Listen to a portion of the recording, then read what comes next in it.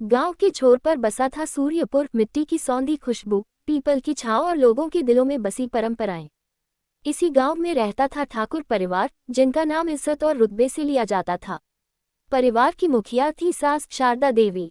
गोरा रंग, तेज नैन नक्श और चेहरे पर हमेशा कठोरता। गांव वाले कहते, शारदा देवी का दिल भी उतना ही सख्त है जितनी उनकी आवाज।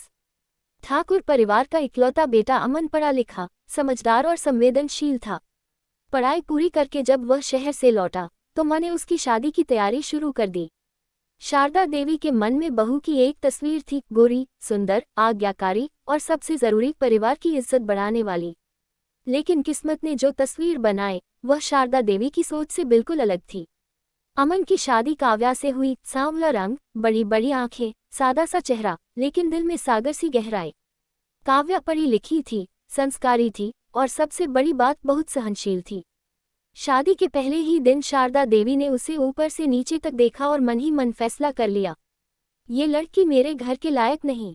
शादी की रस्में पूरी हुई, ढोल नगाड़ों की आवाज थमी, लेकिन काव्या की परीक्षा शुरू हो गई। पहली सुबह शारदा देवी की कड़क आवाज गूंजी, बहू उठो, यहाँ बहुएं सोती नहीं, काम करती हैं। काव्या बिना शिकायत किए उठ गई। उसने रसोई संभाली, घर साफ किया, पूजा की तैयारी की। फिर भी सास की आंखों में कमी ही कमी थी। नमक ज्यादा है, रोटी कच्ची है, चलने का ढंग देखो, गांव में लोग क्या कहेंगे। काव्या हर बात चुपचाप सह लेती। वह जानती थी नई बहू है, समय के साथ सब ठीक हो जाएगा।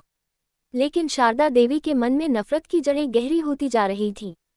कुछ ही दिनों में शारदा देवी ने गांव में बातें फैलानी शुरू कर दी, काव्या ठीक से काम नहीं करती, शहर की लड़की है, संस्कार नहीं है, मेरे बेटे को अपने वश में कर लिया है। जब अमन घर आता तो शारदा देवी आंसू बहाती, तेरी बीवी मुझे जरा भी इज्जत नहीं देती।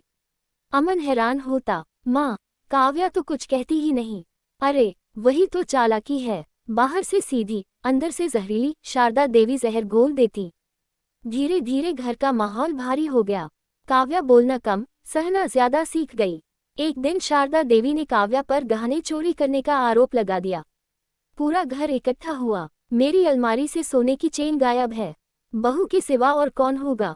काव्या सन रह गई, माँ जी, मैंने कुछ नहीं लिया। चुप, झूठ बोलती है। शारदा देवी ने उसे धक्का दिया।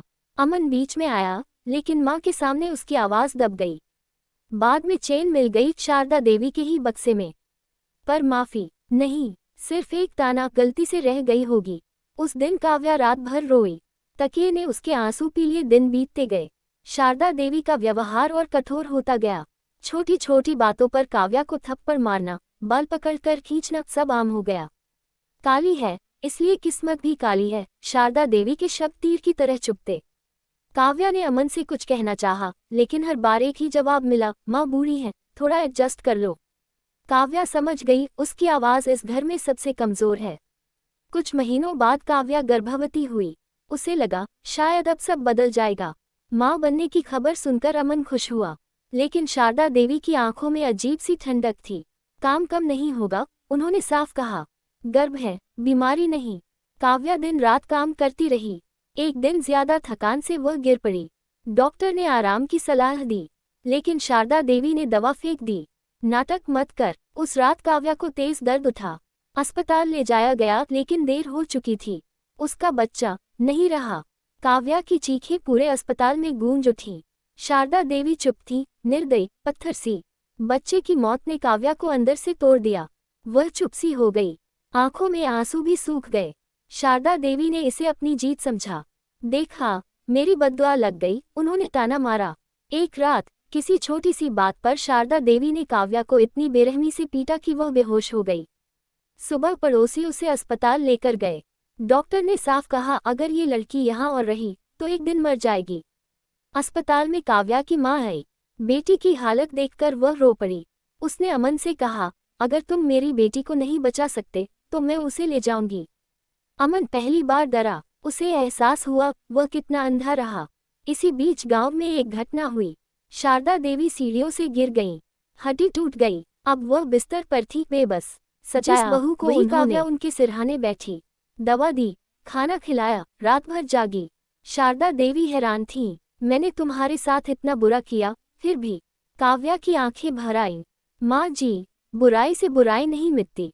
रात के सन्नाटे में शारदा देवी को अपने किए याद आने लगे मार ताने साजिशें। पहली बार उनके दिल में पछतावा जागा। उन्होंने कांपते हाथों से काव्या का हाथ पकड़ा। मुझे माफ कर दो, काव्या रो पड़ी। माँ जी, अमन ने सब सुन लिया। उसकी आंखों में भी आंसू थे। कुछ महीनों में शारदा देवी ठीक हो गईं। अब उनका व्यवहार बदल चुका था। गांव वालों के सामने उन्होंने कहा, मेरी बहू मेरी बेटी है। उन्होंने काव्या की मां से भी माफी मांगी। काव्या फिर से गर्भवती हुई। इस बार शारदा देवी उसका पूरा ख्याल रखने लगी।